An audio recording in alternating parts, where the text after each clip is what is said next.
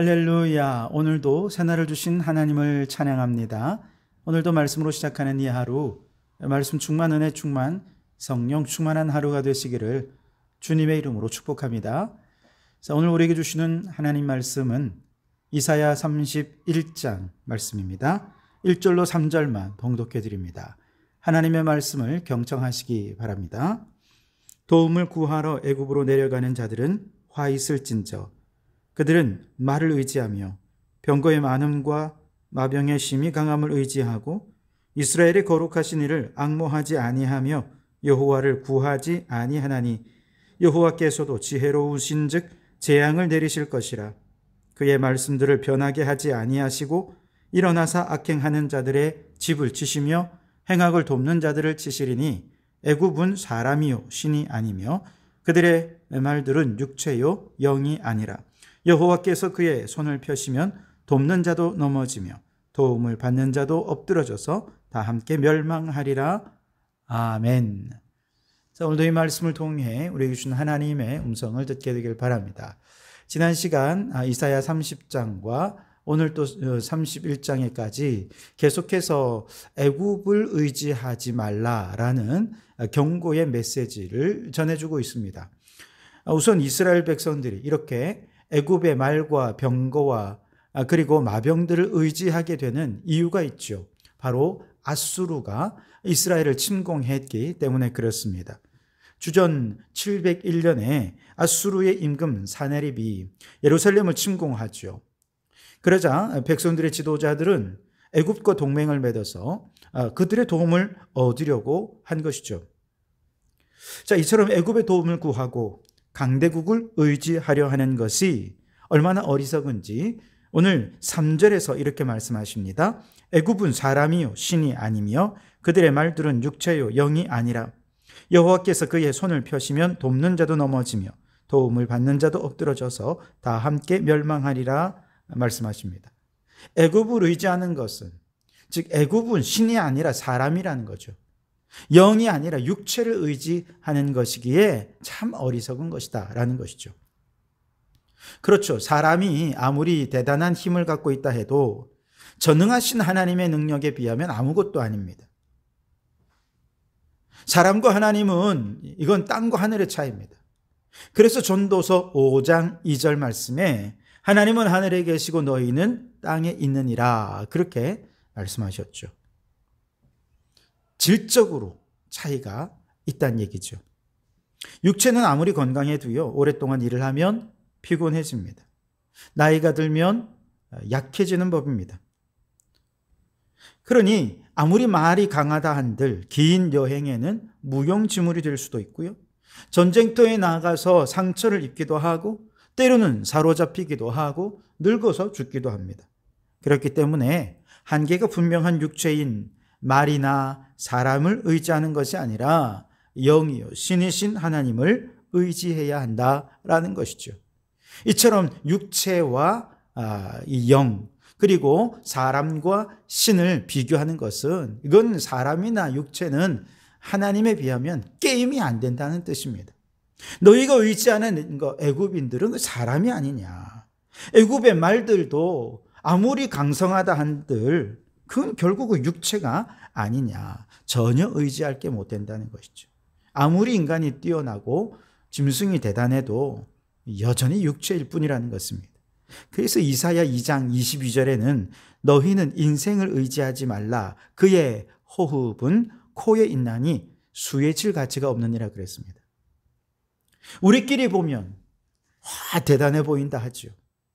그러나 하나님께서 보면 수에 칠 가치가 없는 존재들이에요. 코끝에서 호흡만 사라지면 그저 흙으로 돌아가는 정말 연약한 인생이 우리 인간입니다.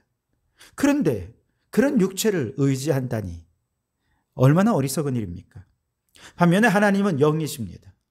요한복음 4장 24절에 하나님은 영이시니 예배하는 자가 영과 진리로 예배할지니라. 영이시라는 거예요. 하나님이 영이라는 말은 그저 육체는 없이 영만 있는 존재다라는 의미가 아니라 영과 육을 초월해 있는 모든 존재를 초월해 있는 신적 존재라는 것이죠. 그분의 한 말씀에 천지가 창조되었습니다. 그분의 한 말씀에 인간의 생사 화복이 결정이 되는, 정말 우리 인간으로서 상상할 수 없는 전혀 질적으로 다른 차원의 존재가 우리 하나님이라는 것이죠. 그러니 전능하신 그 하나님을 의지하면 연약한 육체도 강성해질 수 있고, 전능하신 하나님이 도우시면 우리의 삶에 풍성한 능력으로 승리의 삶을 살 수 있게 되는 것입니다. 엘리야와 바알의 선지자 450명이 맞붙은 갈멜산의 영적 전쟁을 여러분 기억하실 것입니다. 북이스라엘의 아합 왕의 우상 숭배 죄악 때문에 하나님께서는 엘리야를 통해서 3년 6개월 동안 그 땅에 비가 오지 않도록 하셨지요. 그러자 화가 난 아합 왕이 엘리야를 죽이려 하였고, 엘리야 선지자가 왕을 만나 이제 바알과 아세라 선지자 450명과 갈멜산에서 어떤 신이 참신인지 대결하겠다. 불로 임하는 신이 참신이다. 그래서 제단을 쌓고 그들의 신에게 구합니다. 먼저 바알과 아세라의 제사장들이 제단을 쌓고 불을 내려달라고 아침부터 정오가 될 때까지 얼마나 바알 신을 부르짖고 아세라 신을 불렀지만 아무런 변화가 없습니다. 더 크게 부르짖으며 자신의 몸을 자해하면서 저녁까지 미친 듯이 날뛰며 구하였지만 아무 일도 일어나지 않았습니다. 자, 그러자 이번에는 엘리야 선지자가 이스라엘의 12지파를 상징하는 12개의 돌을 모으고 나무로 제단을 쌓습니다. 그 주위로 도랑을 팝니다.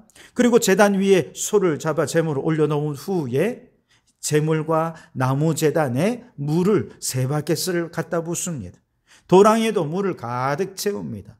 이제 인간의 어떤 방식으로도 이 제단에 불을 붙이는 건 불가능하다는 것이죠.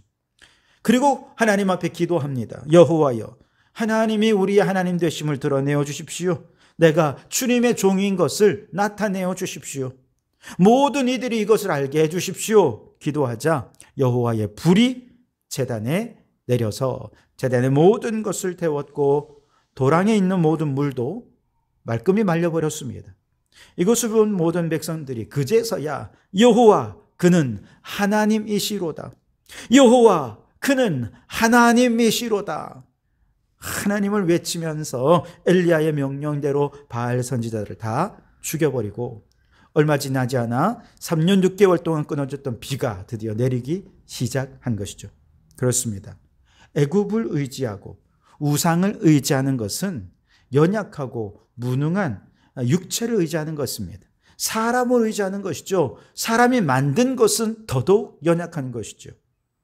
그러나 우리 하나님은 전능하신 하나님이십니다.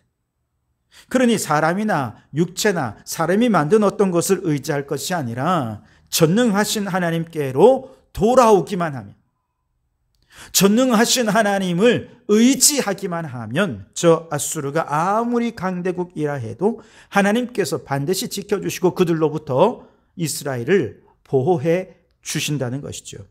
5절에 보시면 새가 날개치며 그 새끼를 보호함같이 나 만군의 여호와가 예루살렘을 보호할 것이라. 그것을 호위하며 건지시며 뛰어넘어 구원하리라 하셨느니라. 아멘. 하나님이 도우시면, 하나님이 지키시면 마치 어미새가 날개를 펼쳐 새끼를 보호함같이 그렇게 하나님이 이 백성들을 보호해 주실 것입니다. 그러니 이 백성들이 지금 해야 될 일은 무엇입니까? 하나님께로 돌아가는 것이죠. 6절에 보시면 이스라엘 자손들아 너희는 심히 거역하던 자에게로 돌아오라라고 말씀하십니다. 심히 거역하던 그분이 바로 하나님이시지요. 하나님께로 돌아오면 하나님께서는 과거의 죄는 묻지도 아니하시고 그들을 품으시고 보호해 주시는 거죠. 마치 탕자가 아버지 품을 떠나 모든 재산 다 잃어버리고 허랑방탕하게 살다가 돌아왔지만 이미 다 용서하고 품어주시고 손에 가락지를 끼우고 제색 옷을 입히고 잔치를 벌이셨듯이 그렇게 하나님께서는 그 백성들을 지키십니다. 보호하십니다. 뿐만 아니라 저 대적 아수르는 어떻게 하십니까? 멸하실 건데 8절에 보시면 아수르는 칼에 엎드러질 것이나 사람의 칼로 말미암음이 아니겠고 칼에 삼켜질 것이나 사람의 칼로 말미암음이 아닐 것이며 그는 칼 앞에서 도망할 것이요 그의 장정들은 복역하는 자가 될 것이라 그랬습니다. 아수르는 칼에 엎드러집니다. 그러나 그 칼은 사람의 칼이 아니라 하나님의 칼에 의해서 엎드러질 것입니다. 그들은 칼에 삼켜질 것입니다. 사람의 칼이 아니라 하나님의 칼에 삼켜질 것입니다. 전쟁에서 실제로 칼을 휘두르는 존재는 이스라엘의 장수들이죠. 그러나 이스라엘의 장수들을 통해 실제로 이 싸움, 이 전쟁을 주도하시는 분은 하나님이시기에 하나님의 칼에 엎드러지는 것이죠. 이스라엘 백성들이 광야에서 아말렉 족속과 싸울 때 모세와 아론과 훌은 산 위에서 하나님께 기도했죠. 산 아래에서는 여호수아의 군대가 그들을 맞서 싸웁니다. 그런데 모세의 기도의 손이 점점 내려오면 전쟁에서 밀립니다. 반면에 기도의 손이 올라가면 전쟁에서 승리하죠. 이 싸움에서 칼은 여호수아의 군대가 잡았지만 실제로 싸우시는 분은 기도의 자리에서 기도하던 그 자리에서 응답하시는 하나님이셨습니다. 그러니 여러분, 누가 우리의 인생의 전쟁의 주권자인지를 깊이 생각하고 그분을 의지해야 합니다. 이스라엘 백성들이 가나안을 정복할 때 가나안의 첫 성이 어디였습니까? 여리고성이었죠. 여리고성을 무너뜨린 방식이 무엇이었습니까? 칼이나 무기가 아니었습니다. 오직 하나님의 전적인 능력에 의해 무너진 것이었습니다. 이스라엘 백성들은 아무것도 한 것이 없어요. 하나님이 하셨습니다. 그리고 그것은 이후의 모든 전쟁에서 전쟁은 사람이 하겠지만 실제로 하나님을 믿고 의지하면 하나님이 친히 나가 싸우시고 승리있게 해주신다라는 믿음의 고백이요, 이스라엘의 정복의 방식이요, 승리의 방식이었던 것이죠. 여러분, 오늘 우리도 역시 마찬가지입니다. 여러분, 우리가 싸워야 할 싸움터는 어디냐? 학생들은 학교에서, 또 직장인들은 직장에서 매일같이 경쟁하고 싸우고 대결하고 그렇게 해서 이겨내고 성공하고 전진하고 그렇게 하지 않습니까? 그런데 이 모든 싸움의 승패는 어디서 결정이 되느냐? 예배의 자리에서 결정이 됩니다. 기도의 자리에서 결정이 되는 것입니다. 매일 새벽을 깨워 기도하는, 기도의 손에 높이 올라가는 자, 하나님께서 반드시 이 싸움에서 승리있게 해 주실 줄 믿습니다.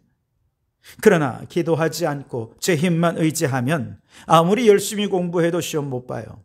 직장에서 아무리 철저히 준비해도 경쟁에서 뒤처질 수밖에 없습니다.